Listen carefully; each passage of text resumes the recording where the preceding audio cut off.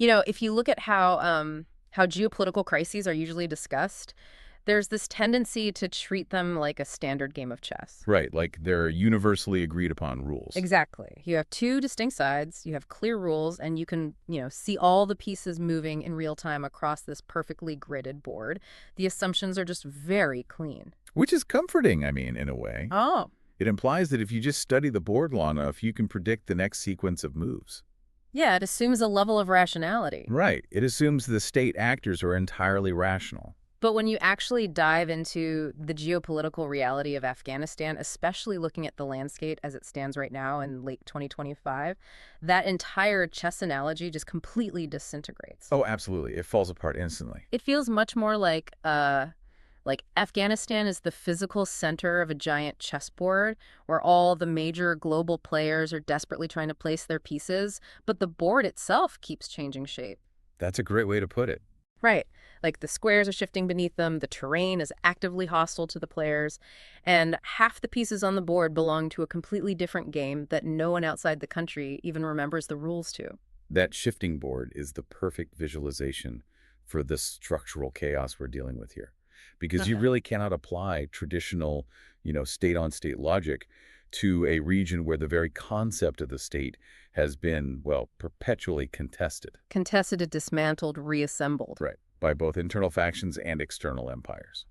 So, welcome to a brand new deep dive. Today we are unpacking an incredibly dense, highly analytical international relations diagnostic that looks specifically at the structural forces driving the current situation in Afghanistan. And we're really focusing on the latest developments leading up to late 2025. Exactly. The mission for you, listening today, is to move past the fragmented daily news cycle and look at the deep tectonic plates. We're talking the punishing geography, the centuries of historical whiplash, the cascading economic collapse under the current Taliban Islamic Emirate. And of course, the explosive border tension with Pakistan that reached an absolute boiling point just recently in the fall of 2025. Yeah, that's a huge part of this. And we're also going to examine a massive curveball, which is a new push by the United States to potentially lease Bagram Airfield. Which completely scrambles the regional security picture. Totally. But to understand any of this, we really have to start with the physical Earth. We need to look at the geography. Because, in Afghanistan, the geography basically dictates absolutely everything else. The physical map is the foundational blueprint of the entire crisis. When you locate Afghanistan in southern Central Asia, you're looking at this landlocked crossroads. It is entirely surrounded by shifting geopolitical interests. Right. So to the south and east, you have this massive, incredibly porous border with northwest Pakistan. Right. And to the west, you have eastern Iran. To the north, the Central Asian states, Turkmenistan, Uzbekistan, and Tajikistan. But the piece of the map that really caught my eye earlier, I was looking at a satellite view.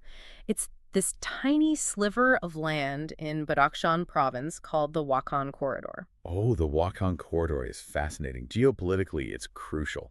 It looks almost like a geographical afterthought, It's this narrow, highly mountainous panhandle extending eastward, and it shares just a 74-kilometer border directly with China's Xinjiang province. It's a geographical anomaly, for sure, but in the realm of great power competition and multipolarity, that 74-kilometer border is a massive strategic touchpoint. Which we will definitely get into when we talk about China's strategy later. Definitely. But historically, this broader geographic positioning made Afghanistan the absolute nerve center of Eurasian transport routes. It was the hub connecting the Silk Roads. But there's a paradox here, right? Exactly. The paradox is that the very geography that makes it so valuable to external empires makes it nearly impossible to govern internally. Because we aren't talking about rolling plains or easily navigable rivers, we are talking about the Hindu Kush. Right, some of the most unforgiving, rugged, mountainous terrain on the planet. Which naturally isolates communities into deeply entrenched valleys. You literally cannot easily get from point A to point B. And that physical isolation directly engineers the demographic fragmentation. You don't have a single unified national identity in the way Western, Westphalian models expect. You have deep ethnic and tribal loyalties instead. Born out of that geographical separation. Yes. So the Pashtuns are the largest demographic, roughly 43%, primarily concentrated in the south and east. But any attempt to centralize power from a capital like Kabul runs into immediate friction, right? Instant friction, Well, because you have the Tajik populations in the north making up about 27%, hmm. the Hazaras in the Central Highlands at 8%, the Uzbeks at 9%, and dozens of other ethno-linguistic groups. Which makes complete sense when you look at the historical timeline. If a central government in Kabul literally cannot project power over the mountains to unite these disparate groups, then the state is perpetually weak. Inherently weak. And a weak state in a highly strategic location is basically an open invitation for foreign empires to try and step in and impose their own order. That's the entire history of the country.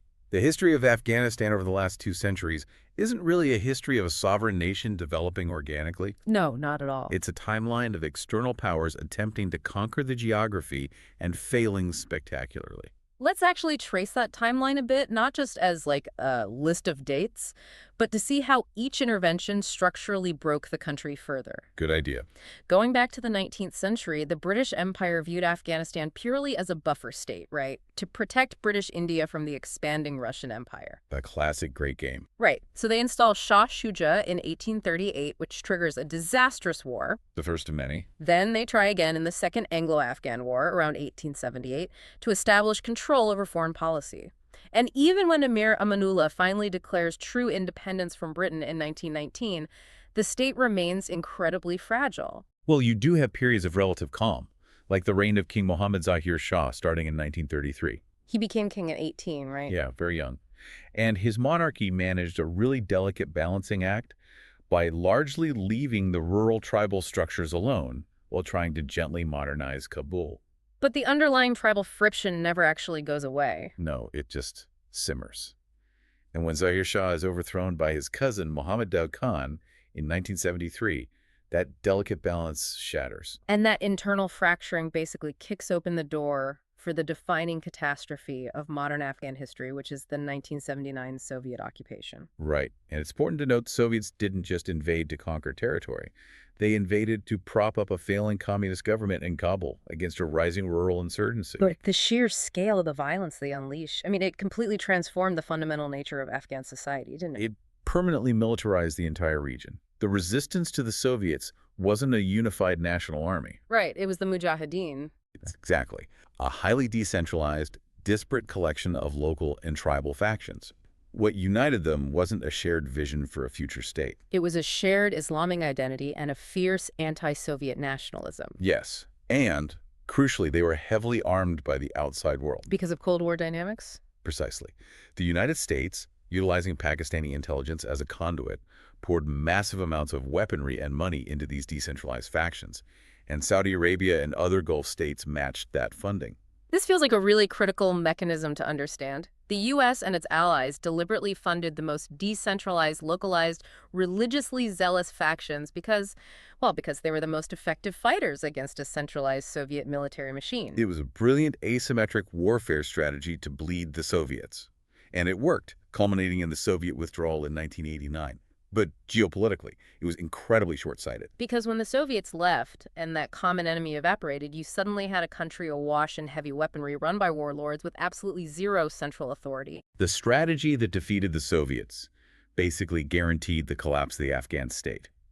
The pro-Soviet government in Kabul finally fell in 1992, and the Mujahideen factions immediately turned their weapons on each other. Leading to the Civil War. Right, from 1989 to 1996. And it was characterized by a level of brutal, anarchic, intertribal fighting that completely destroyed what was left of the country's infrastructure. It was so dangerous and chaotic that the United Nations actually had to completely withdraw its presence. They had no choice. You know, I think this is a structural insight that often gets lost in the modern discourse.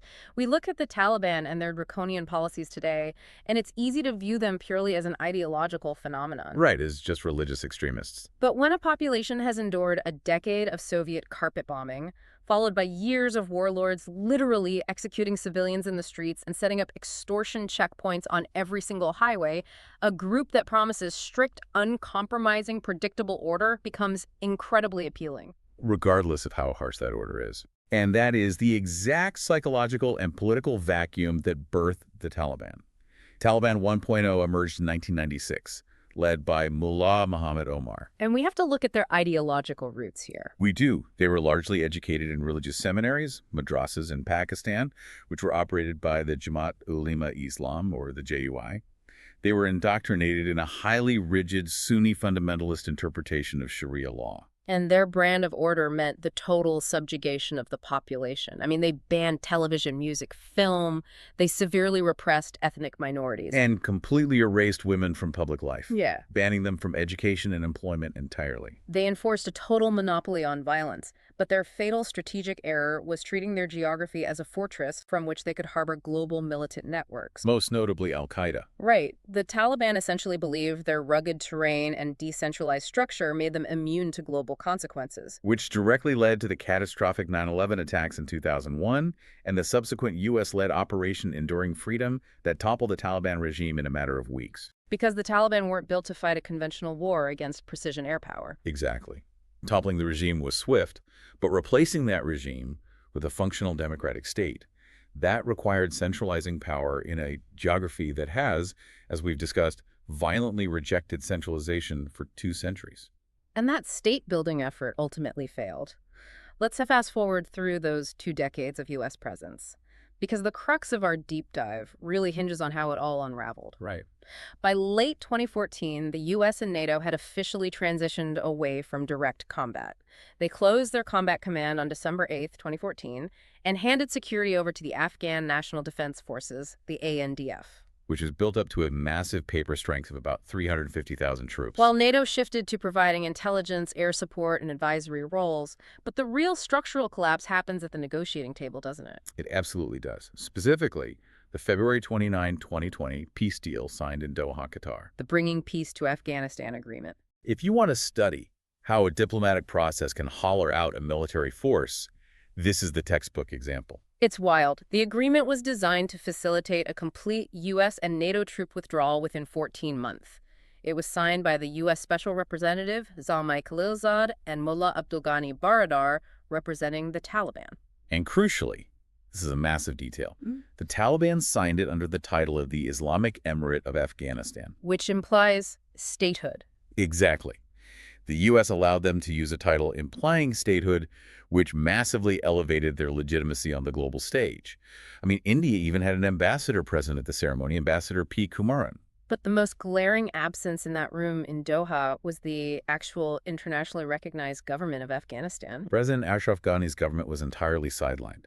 The U.S. essentially negotiated the terms of the country's future over the heads of the people theoretically running it. Which is just staggering when you think about the strategic logic. You have a 4-page pact strictly between Washington and the Taliban. And then a separate, much weaker 3-page declaration was issued later in Kabul between the U.S. and Ghani's government. Okay, imagine the United States was the landlord of a contested property.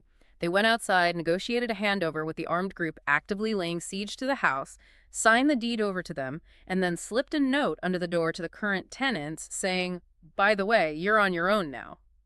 That analogy perfectly captures the exact psychological devastation the Doha Agreement inflicted on the Afghan military. Because why would you fight? Right.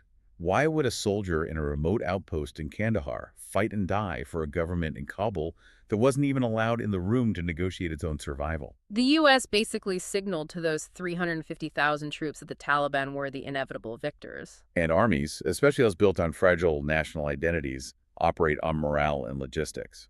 Once the U.S. signaled the end and began withdrawing the crucial logistical and air support the NDF relied on, the collapse was practically a mathematical certainty. It happened so fast. By August 2021, the Taliban didn't even have to fight their way into many provincial capitals. The Afghan forces simply melted away, they negotiated local surrenders, or they just fled. Yeah. President Ghani fled the country, and on August 17, 2021, the Taliban walked into Kabul. Which brings us to the core reality we are analyzing today. It is late 2025. The Taliban has been back in power for over 4 years. They call themselves the Islamic Emirate. They control the physical territory, but, as we know, controlling the territory and actually running a modern state are 2 entirely different mechanisms. Completely different. They are operating as the de facto government, but their internal structure is completely opaque. They've essentially copy-pasted an insurgency-era shadow network into the ministries of a nation-state. Right, so power is heavily centralized around the supreme leader down in Kandahar. Yes, while the ministers in Kabul often lack the actual authority or the technical expertise to manage complex bureaucracies. And the international community's response has fundamentally crippled whatever institutional capacity they inherited, right? Oh, severely. Because of their drastic rollback of human rights, particularly the systemic erasure of women and girls from education and public life. Almost the entire globe has refused to formally recognize them. Though there is one major recent exception we need to talk about. Right. In July 2025, Russia formally removed the Taliban from its list of terrorist organizations and granted them formal diplomatic recognition. Which is a huge geostrategic shift. It is. But broadly speaking, the regime remains a global pariah, and that diplomatic isolation translates directly into economic devastation. Let's actually look at the mechanics of that economic collapse because it ties into everything from geoeconomics to basic security. Before the 2021 takeover, the Afghan government's public spending was propped up by foreign aid to the tune of 75%. Think about that. Three-quarters of their entire national budget came from outside donors. When the Taliban took over, that money vanished overnight. The U.S. froze billions in Afghan central bank reserves. I mean, how does a state even function when 75% of its operating capital just disappears? It doesn't function. It cannibalizes itself. The formal banking system was completely severed from the international SWIFT network. So no trade, no global finance. Right, you couldn't process letters of credit, you couldn't import essential goods seamlessly. Initial estimates showed the economy contracted by a massive 30 to 35% almost immediately. Public sector salaries just evaporated. And this isn't happening in a vacuum. It's happening alongside severe natural disasters, massive droughts, devastating floods that just wipe out agricultural yields. Millions of Afghans are facing acute food insecurity right now in 2025. This is where we see the severe limitations of the Taliban's governing model. They have the guns to enforce checkpoints, but they don't have the technocrats to stabilize a currency or manage a nationwide electrical grid. So what do? They are forced to rely heavily on illicit trade networks, taxation of smuggling routes, and the extraction of natural resources through highly unregulated means just to keep the lights on in their ministries. But they also don't have a complete monopoly on violence anymore, do they? Because while they're struggling to feed the population, they're actively fighting a brutal internal counterinsurgency against the Islamic State Khorasan province, or ISKP. Yes, ISKP is a severe security threat. They view the Taliban as insufficiently pure. They accuse them of basically selling out to foreign powers by negotiating in Doha. And ISKP conducts these horrific mass casualty attacks, particularly targeting the Hazara Shia minority. Deliberately attempting to prove that the Taliban cannot provide the one thing they promised: security. So if you step back and look at the picture, you have an unrecognized government managing a starved population locked out of global banking, fighting a radical insurgency internally. Because the Taliban lacks the institutional capacity to run a state, a massive vacuum of power and services has opened up in the heart of Central Asia. And in geopolitics, neighboring countries see a vacuum like that not as a tragedy, but as a strategic invitation. Exactly. With the West largely pulling back, regional powers are aggressively maneuvering to secure their own interests. And this is where we see a fascinating shift toward multipolarity. The strategic chessboard is very active right now. Let's examine how the surrounding nations are deploying their own strategic autonomy, starting with India. India's calculations here are incredibly delicate. Over the 2 decades of the Republic, India poured over $3 billion into Afghan infrastructure. We're talking building the parliament, dams, highways, schools. And their primary strategic goal has always been twofold, right? Secure connectivity routes through to Central Asia and Iran, and prevent Pakistan from having an uncontested monopoly of influence in Kabul. But when the Taliban, a group historically nurtured by Pakistani intelligence, took power, India's investments were immediately imperiled. Yet India did not completely sever ties. Which is a huge display of strategic autonomy. Absolutely. They haven't officially recognized the regime, but they have maintained a technical diplomatic mission in Kabul. And they've actually been escalating that engagement recently. Like in October 2025, the Afghan foreign minister under the Taliban actually paid an official visit to India. This is the essence of pragmatism.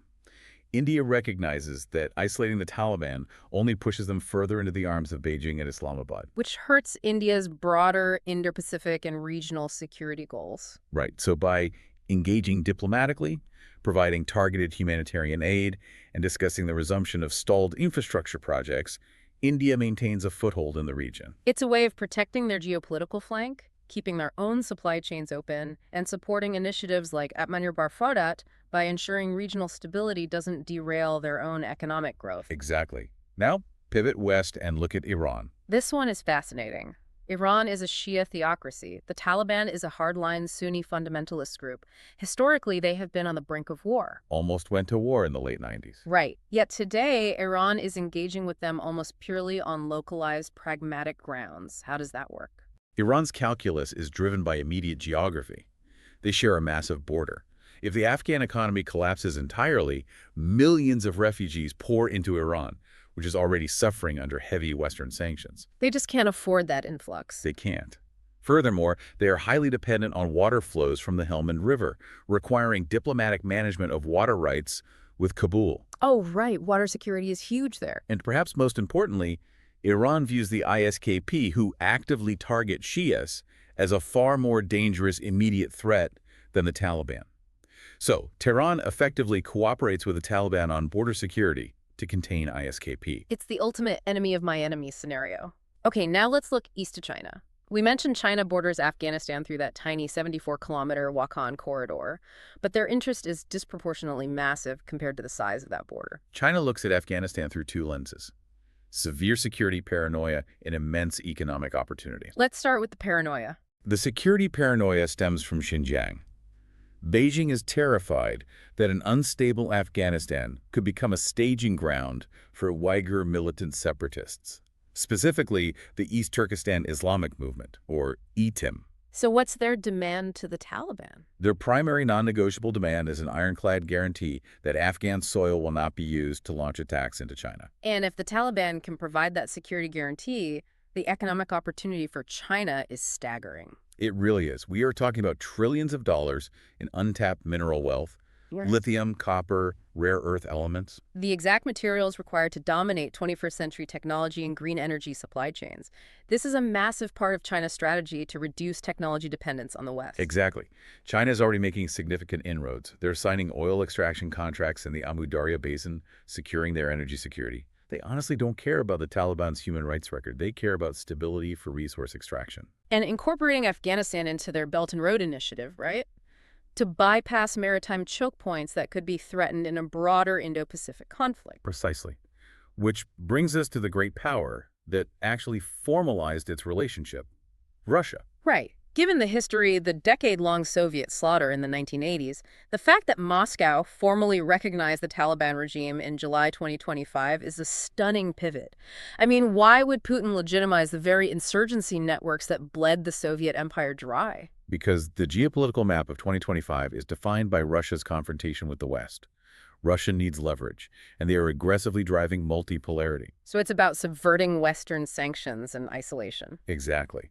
By recognizing the Taliban, Russia gains a willing partner to combat the spread of ISKP, which threatens Russia's soft underbelly in the Central Asian republics. So it secures their southern flank. And more importantly, it signals to the global South that Russia is a pragmatic, reliable partner that doesn't attach moralistic human rights conditions to its diplomacy, unlike Washington. Right, so you have India, Iran, China, and Russia all finding ways to work with the Taliban, treating them as a reality rather than an anomaly. But the most volatile, explosive relationship on this entire chessboard is actually between the Taliban and the state that is largely responsible for their existence. Pakistan. The Pakistan-Afghanistan relationship is currently experiencing a catastrophic structural breakdown. To understand why the architects of the Taliban are now bordering on war with them, we have to look deeply at the Durand Line dilemma. The Durand Line is the roughly 2,600-kilometer border separating the two countries. It was drawn in 1893 by a British civil servant, Sir Mortimer Durand, to demarcate the limits of British India's influence. And when Pakistan was created in 1947, it just inherited this line as its official international border. But the critical flaw of the Durand Line is that it was drawn straight through the heart of the Pashtun tribal homelands. It artificially divided families, tribes, and economic networks. Consequently, no Afghan government, not the monarchy, not the communists, not the U.S.-backed republic, and certainly not the Taliban, has ever formally recognized the Durand Line as a legitimate international boundary. Never. To Afghanistan, recognizing the line means permanently surrendering historically Pashtun lands to Pakistan.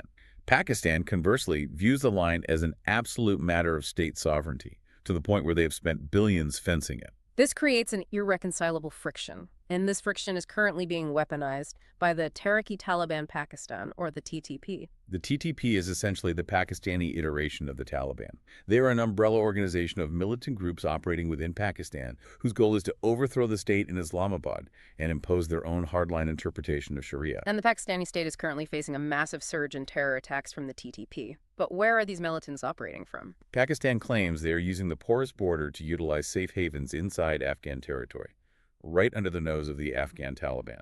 This is the crux of their divergent security paradigms. Pakistan operates as a traditional Westphalian state.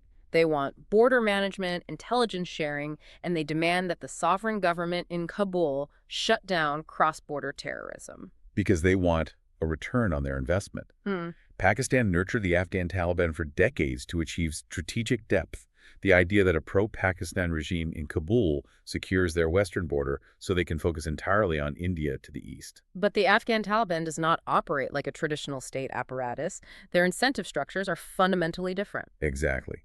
The Afghan Taliban and the TTP are not just allies of convenience. They are deeply intertwined by the Pashtunwali tribal code, shared history, intermarriage, and ideological brotherhood. They fought alongside each other against U.S. and NATO forces. Wait, so if Pakistani intelligence funded and sheltered the Afghan Taliban for 20 years, why aren't the Taliban just following orders and shutting down the TTP to appease Islamabad? Because the mechanism of blowback is absolute.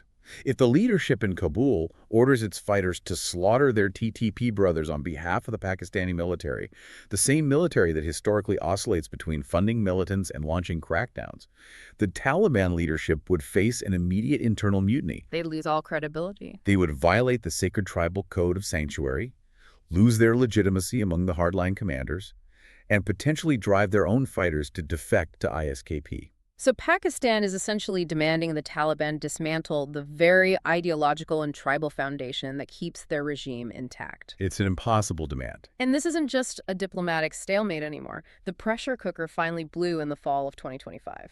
Let's look at those border clashes. The border hostilities in September and October of 2025 represented a massive escalation. Frustrated by the lack of action from Kabul, the Pakistani military launched direct airstrikes across the Durand Line, targeting suspected TTP strongholds inside Afghan provinces. And the Afghan forces didn't just absorb the strikes. They returned heavy artillery fire across the border. It triggered the total closure of major border crossings like Torkham and Chaman. Thousands of transit trucks were stranded, rotting agricultural goods piled up, and trade ground to an absolute halt. The economic implications of this are devastating. For both sides, really. For Pakistan, which is already navigating a precarious IMF bailout and severe inflation, fighting a border war drains vital military resources and crushes regional trade. And for the Taliban, closing the border cuts off their primary artery for food imports and illicit taxation, accelerating the starvation of their own population. It got so bad that Qatar and Turkey had to step in as emergency mediators. They brokered a fragile ceasefire in Doha, which led to high-level peace talks hosted in Istanbul shortly after. They were trying to build a long-term de-escalation mechanism. But the Istanbul talks ultimately collapsed, right? Because the root causes were unaddressed. Exactly. Pakistan's central demand was verifiable oversight. They wanted joint patrols, intelligence access, and guaranteed action against the TTP. And the Afghan delegation Flatly rejected it. They viewed any Pakistani oversight as a gross violation of Afghan sovereignty. They demanded an immediate halt to all cross-border military action. But there was a massive complication that derailed those talks entirely, and it brings a shadow player back onto the board. During the Istanbul negotiations, Afghan officials leveled a huge accusation. They claimed Pakistan had secretly struck a deal with a foreign country to allow drone operations over Afghan airspace. And everyone in the geopolitical sphere understands that foreign country to be the United States. So we have a situation where Pakistan is economically strangling Afghanistan to force them to fight the TTP, the Taliban is refusing to abandon their tribal brothers, and the United States is essentially renting Pakistani airspace to fly surveillance and strike drones over Afghan territory. It is a three-way geopolitical Mexican standoff. And the re-entry of American air power into this equation perfectly tees up the most destabilizing curveball of late 2025. Because just when the world assumed the United States had permanently closed the book on its physical presence in Afghanistan after the chaotic retreat of 2021, Washington is signaling a desire to return. This is the Bagram proposal. U.S. President Donald Trump recently announced an intention to negotiate the lease of Bagram Airfield for American military use. Strategically, this is a monumental shift. To understand why the U.S. would even consider this, you have to look at Bagram's specific geography. It sits just north of Kabul. For 20 years, it was the beating heart of U.S. logistics and power projection in Central Asia. It has dual runways capable of landing heavy strategic bombers, massive ammunition bunkers, and sprawling infrastructure. But hold on, leasing a base implies a contract. If the U.S. wants to lease Bagram, does that mean Washington would be paying hundreds of millions of dollars in rent directly to the Taliban Islamic Emirate? The exact same insurgency they spent $2 trillion fighting. That is the staggering institutional and legal paradox of this policy proposal. It would require a massive rewriting of sanctions and terror designations. But the strategic motivations driving this idea in Washington are powerful and they are multi-layered. Let's unpack those layers. The first is obvious: counterterrorism. The U.S. lost its eyes and ears when it withdrew. Having Bagram back allows them to launch rapid, over-the-horizon strikes against ISKP or al-Qaeda remnants without needing permission to cross Pakistani airspace. But counterterrorism is only the surface justification, isn't it? Oh, absolutely. The much deeper structural motivation is great power competition. Look at where Bagram is positioned on the macro map. It is a massive, heavily fortified airbase driven right like a wedge between China's western border, Iran's eastern flank, and Russia's sphere of influence in Central Asia. It's essentially an unsinkable aircraft carrier parked in the middle of Eurasia. Exactly. And that positioning is vital for the third major motivation: rare earth elements. We discussed earlier that China is moving aggressively to secure Afghanistan's trillions of dollars in untapped lithium, copper, and neodymium. These are the critical minerals required for semiconductors, EV batteries, and advanced weapons systems. The global economy of the next 50 years relies entirely on these supply chains. If China monopolizes Afghan rare earths, they hold a massive leverage point over Western technology manufacturing. It threatens global supply chains. So a U.S. presence at Bagram isn't just about hunting terrorists. It's a geoeconomic deterrent. It allows the U.S. to physically monitor, disrupt, or compete for infrastructure access in a region that holds the keys to future technological supremacy. And there's a psychological element, too. The imagery of the 2021 withdrawal, the chaos at the Abbey Gate, the desperate crowd clinging to aircraft deeply damaged the perception of American reliability globally. Reclaiming Bagram would symbolically erase that narrative of retreat. It projects a message that the U.S. can dynamically reposition its military footprint anywhere in the world at any time. But imagine how this proposal detonates across the rest of the chessboard.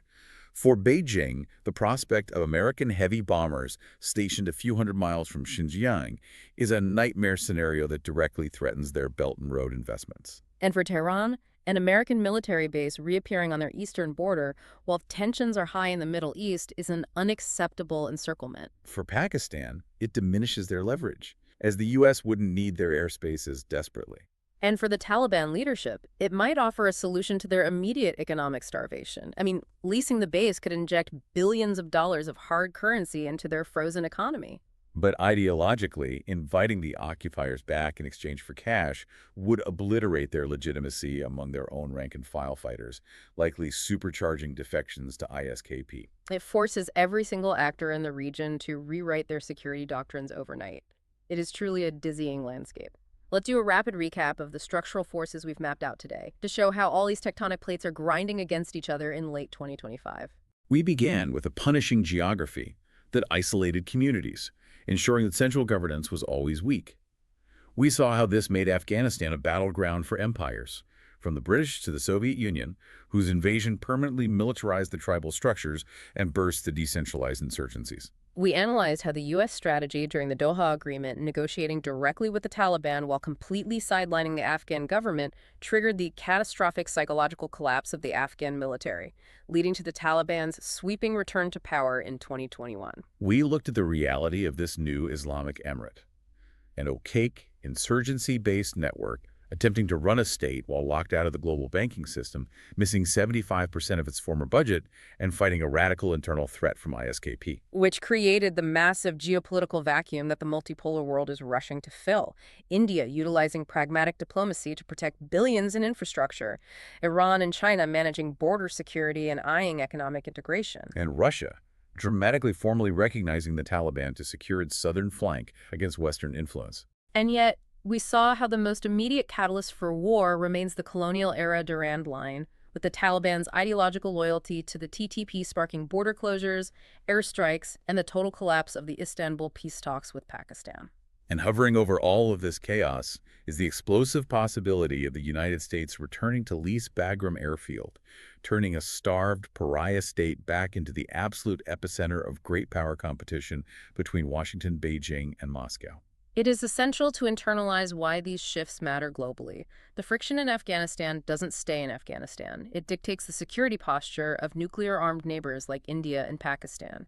It tests the limits of how far China and Russia can expand their influence in the absence of Western hegemony. The border wars and humanitarian crises there are the very mechanisms that shape global defense strategies and alter international trade routes. Which leaves us with a final provocative angle to consider as we watch this board continue to shift. We touched on the trillions of dollars of untapped rare earth minerals buried beneath the Afghan mountains. In a world transitioning away from fossil fuels, lithium and copper are the new oil. The global tech economy is entirely dependent on securing these resources. It is the ultimate paradox of their geography. The very terrain that has kept them isolated and impoverished might hold the key to the next century's economy. So the defining question for the next decade is this. Will the desperate global demand for these rare earth minerals finally provide the economic catalyst needed to build infrastructure, stabilize the government, and integrate Afghanistan into the global market? Or, given the deeply entrenched rivalries, the border wars, and the maneuvering of superpowers we've outlined today, are those minerals just the ultimate prize that will trigger the next 100 years of relentless conflict? History suggests the latter, but the geopolitics of 2025 are writing a completely new rulebook. Keep questioning the board, and we will see you on the next deep dive.